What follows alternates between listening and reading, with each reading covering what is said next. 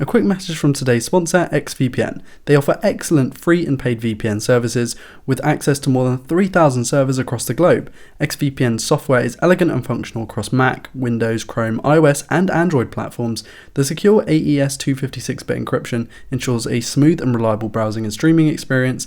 Unlimited devices for one account is a blessing, allowing me to watch the US office over here in sunny England. Check out more in the link in the video description. Enjoy the video. Recently I compared a $10 phone to a $1,000 phone, and today I'm going to do a full review of that $10 phone. Hey guys, my name is Ryan Thomas with Failtech, and this is the BluBoo XFire. I'm going to lay this video out a little bit differently to where I typically lay my videos out.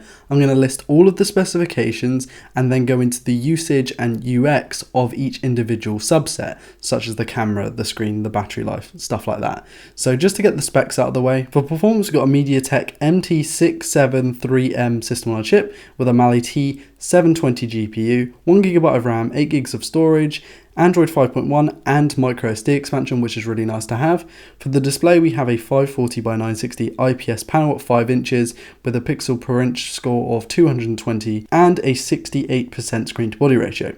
For the cameras we've got a 5 megapixel main camera with f2.4 aperture and the ability to shoot 1080p at 30 fps. The secondary camera is a 2 megapixel sensor with f2.8 glass that can shoot 480p video at 30 fps. The battery is simply a 2750 mAh battery with no fast or wireless charging included. And for connectivity we have Wi-Fi B, G and N, 4G LTE, micro USB, SIM, micro SIM, micro SD and 3.5mm headphone jack. With all the specs out of the way, let's go into the user experience. Performance isn't incredibly snappy. It's surprisingly good, like it's not the worst in the world. There are phones like the Galaxy S2 will fare a lot worse than this phone, but at the same time you're not getting the latest and greatest in terms of specifications, and MediaTek CPUs just tend to be really annoying to code for and also to get custom software running on here, so you'll only be getting 5.1 Android. Multitasking doesn't really exist because it only has 1GB of RAM, so it doesn't really have any RAM to hold stuff in, and the software optimization is pretty dreadful, so it's not going to be holding much in RAM anyway. For things like playing games, browsing social media, watching YouTube video,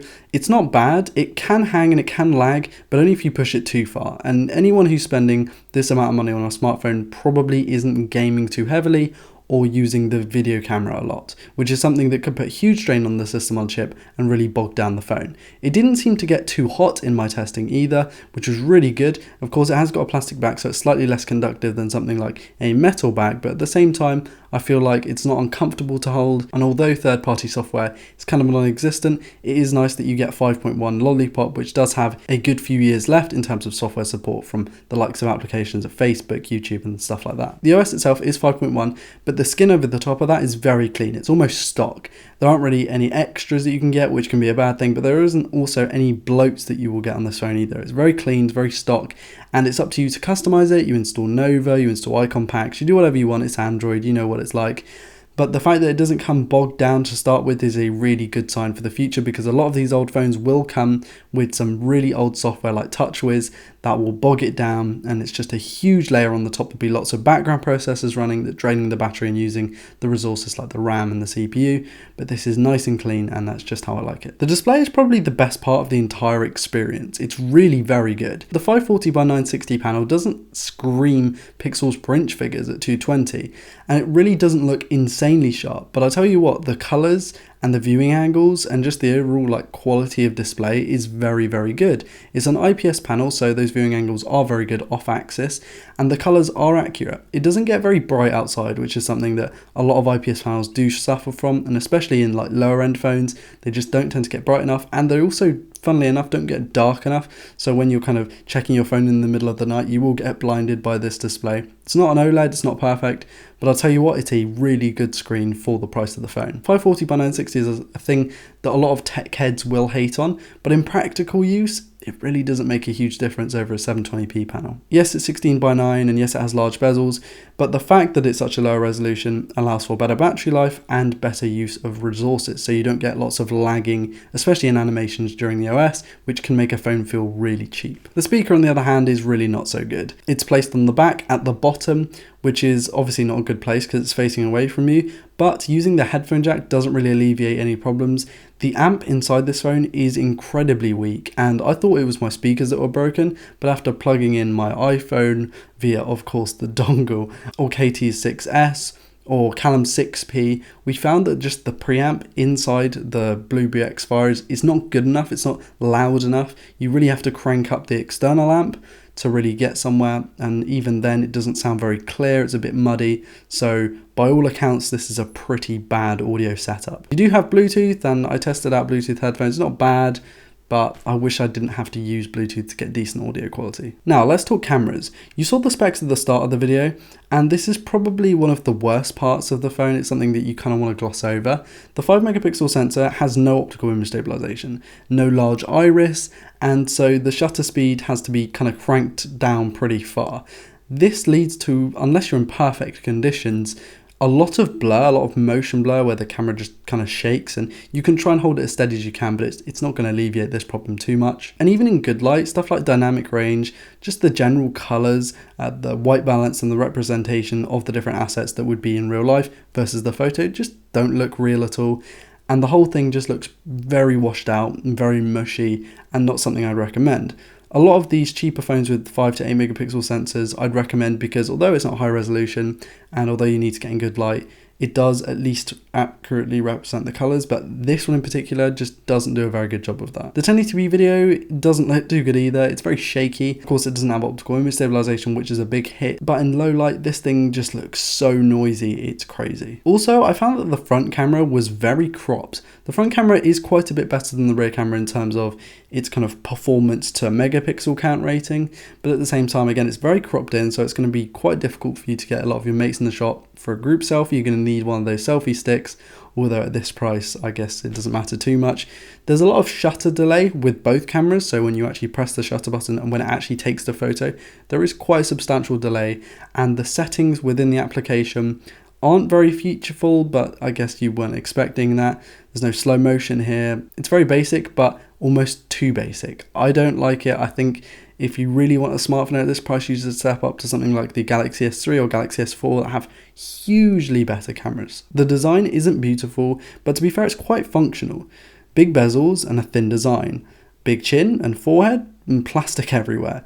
There's no metal in the design from what I can tell, no IP rating at all, so it's going to be difficult to keep away against splashes and stuff, because that can definitely damage this phone. There are a lot of cracks and holes that it can get into because it's not a perfectly made phone. It feels like it could take a beating. I mentioned in my comparison about the buttons, where they're all on one side, and this is something that I really like in smartphones. There have been so many times that I've gone to press the power button and press the volume button by accident by having them on opposite sides of the display on my iPhone. It's something I really like about the BluBoo, having it all on one side. I believe the Nexus devices, the Pixel devices, and actually the Lumia 640 I'm testing right now, they all have it on the same side, and I really like that about this. The buttons are part of the removable back instead of being part of the chassis, which is a bit weird and means that they can break a little bit easier, but as long as you don't take the back off the phone all the time, you should be alright. Now, taking the back off the phone leaves you a 2750 mAh battery, the full-size SIM slot, the micro SIM slot, and the micro SD card slot. This is a lot of expansion and a lot of customization you could do to this phone.